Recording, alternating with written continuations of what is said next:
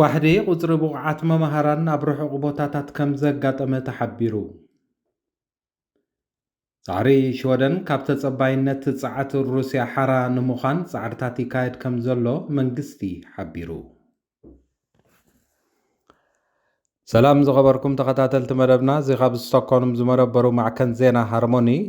ንሎሚ 8 ሚያዝያ 2022 ዝተዳለወ መሰናድኦ ዜና ቀንዲ ርእስታት ብምቕዳም ከቕርበልኩም እየ።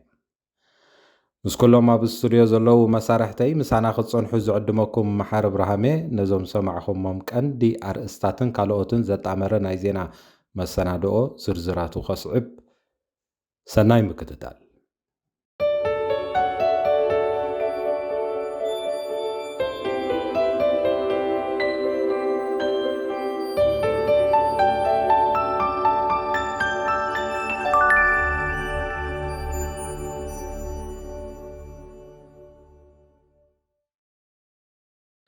ኣብ 2014 ቅድሚ ዝተገብረ ሃገራዊ ምርጫ ሽወደን ማሕበረ ቁጠባዊ ኩነታትን ኣብ ተኣፋፉ ቦታታት ዝበለጹ መምሃራን ክምደቡለን ሰልፊ ማሕበራዊ ዴሞክራሲ መብፅዓ ኣትዩ ከም ዝነበረ ዝፍለጥ ኮይኑ እንተኾነ ግን ብኣንጻር ናይቲ ዝተኣትዎ መብፅዓ መጠን ናይቶም ብቕዓት ዘለዎም መምሃራን ካብ 2015 ካብ 66 ናብ 62 ምንቁልቋሉ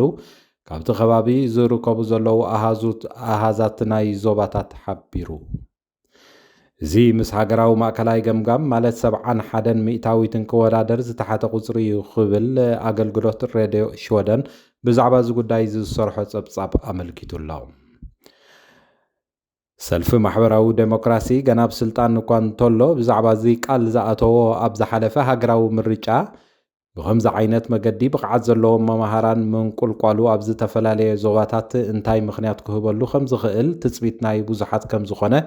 ጸብጻባት ይሕብሩ። ኣብ ሃገረ ዩክራይን ዝካየድ ዘሎ ኩናት ኣብ ሩስያ ዝጸንሐ ናይ ጸዓት ተመርኳስነት ምግልጋል ዝብል ሓሳብ ኣዝዩ ህፁፅ ጉዳይ ገይርዎ ከም ዘሎ መንግስቲ ሽወደን ሓቢሩ። ሚኒስተር ኣከባብን ክሊማን ኣኒካ ስትራንግሄል ከም ዝገለጸቶ ህዝቢ ሽወደን መኪና ንኽዝውር ኮነ ቤቱ ንኸምውቕ ኣብ ከም ሩስያ ዝመሰላ ሃገራት ክምርኮስ የብሉን ክትብል ኣኒካ ወሲኻ ኣብሪሃላ። ሽወደን ኣብ ናይ ንፋስ ጸዓት ተወሳኺ ወፍሪ ክትገብር ከምኡውን ነተን ናይ ንፋስ ጸዓት ክህነፅ ፍቓድ ዝህባ መምሕዳራት ከተማ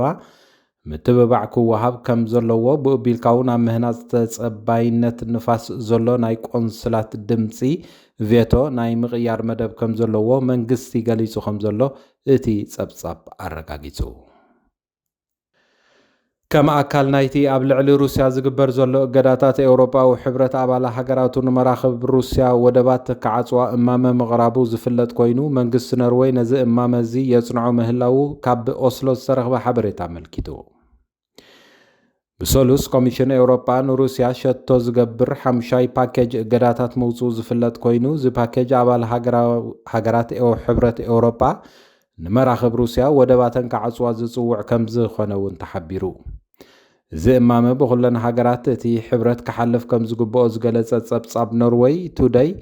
መንግስቲ ኖርዌይ እውን ነዚ የጽንዖ ምህላው ሚኒስተር ንግድን ኢንዱስትሪን እቲ ሃገር ንማዕከን ዜና ኤንቴቤ ዝሃቦ ቃል ብምጥቃስ ተጸብጺቡ ኣሎ። ሃገረ ኖርዌይ ምስ ካልኦት ኣባል ሃገራት ኤውሮጳ ሕብረት ብምዃን ኣብ ልዕሊ ሩስያ ጽንክር ዝበሉ ውፅኢታውን እገዳታት ክትጽዓን ትደሊ ከም ዘላን እዚ ፓኬጅ እገዳታት ንምትግባር እውን ድልውቲ ከም ዘላ ሓቢራ ኣላ። እዚ እማመ ዝውስኽ ወይ ዝመሓየሽ ነገር እንተለዎ ድሕሪ ምጽናዕ እዚ ኣካል ሕጊ ኖርዌይ ክኸውን ንሰርሕ ኣለና ክብል እቲ ሚኒስተር ካብ ኦስሎ ሓቢሩ ከም ዘሎ ተፈሊጡ። ን27 ዓመታት ንሃገረ ቡርኪና ፋሶ ዝመርሐ ፕረሲደንት ነበር ብሌዝ ካምፓወረ ክልተ መሻርክቱን ንሕልፈት ክእሰሩ ወታደራዊ ቤት ፍርዲ ብረቡዕ 6 ሚያዝያ ብይን ሂቡ። እቲ ኣብ 1987 ብወታደራዊ ዕልዋ ስልጣን ዝጨበጠ ፕረሲደንት ነበር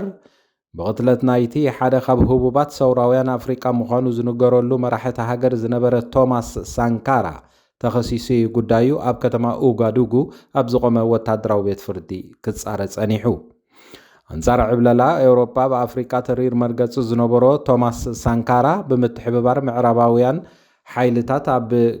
1987 ኣቆጻጽራ ፈረንጂ ኣብ ዝተቐንጸለሉ እዋን ብሌስ ካምፓወረ ቀንዲ ካብ ተዋሳእቲ ናይ ትቕትለት ምንባሩ እዩ ዝጥቀስ ድሕሪ ቅንፀላ ቶማስ ሳንካራን 27 ዓመታት ኣብ ስልጣን ዝጸንሐ ፕረሲደንት ነበር ካምፓወረ ንተወሳኺ ዓመታት ኣብ ስልጣን ንምቕጻል ቅዋምቲ ሃገር ክቕይሮ ብዝፈተነሉ እዋን ህዝቢ ኣንጻሩ ዘካየዶ ተቃውሞን ኣድማን ኣብ 2014 ስልጣኑ ሓዲጉ ካብ ኣይቮሪ ኮስት ከም ዝሃደመ ክፍለጥ ተኻኢሉ ቀዳማይ ሚኒስተር እታ ሃገር ዝነበረ ሮሽ ማርክ ክርስቲያን ካቦረ ድማ ንዑ ብምትካእ ክሳብ ጥሪ 2022 ፕረሲደንት ቡርኪና ፋሶ ከም ዝነበረ ይዝከር تكتاتلو ዘለኹም ሃርሞኒ ሚድያ እዩ ድሕሪ እዚ ሓፂር ጸብጻብ ኩነታት ኣየር ዝሰሙን ናብ ሓፀርቲ ዜናታት ከሰጋገረኩም ምሳና ጽንሑ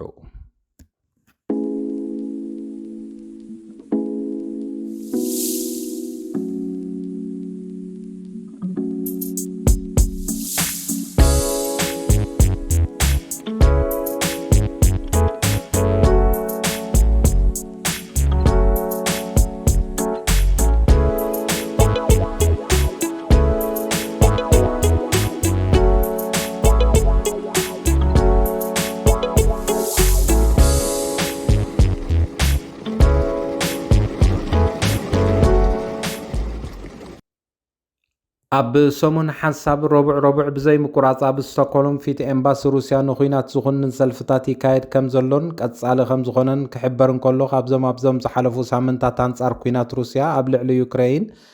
ብዓውታት ተቃወሙ ሰባት ፖለቲከኛታትን ሽወደን አክቲቪስትታትን ማሕበራት ንግድን ከምኡውን